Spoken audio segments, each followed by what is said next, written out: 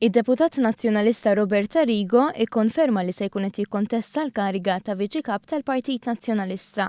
Filwaqt li kienu bosta dawk li ddikjaraw l-interess tagħhom fil-kariga, Robert Arrigo kien tal-ewwel li kkonferma l-kandidatura tiegħu.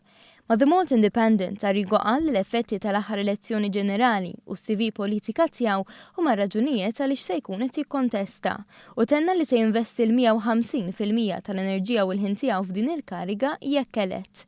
Għal ukoll li jrid jintroduċi kunċett totalment differenti għal dan l-irwol u jidher li meta mistoqsi ma żbilanċja ruħu lejn l-ebda mill-kontestanti għal kap.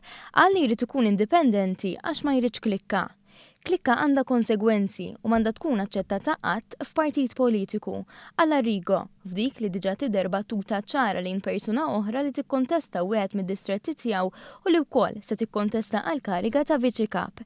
Din hija Christy De Bono, li żewġa Jean-Pierre De Bono li stiċedi s-siġġu lil Adrian Delija basta jagħmilha ċara li bih kap Christy De Bono tkun Viċi Kap għall-affarijiet tal-Parlament. Kariga li diġà ddikjara l-interess fiha pubblikament biex fit-tellieq għal kap tal-partit għadha bogħod milli tintemm bdew ukoll it-trakki fuq dik għal Viċi Kap tal-partit. Biex is-sajf 2017 se jibqa' jkun wieħed sħun għal Partit Nazzjonalista. Nies oħra interessati fil-kariga ta' Viċi Kap huma Ryan Kallus u Clyde Pooley.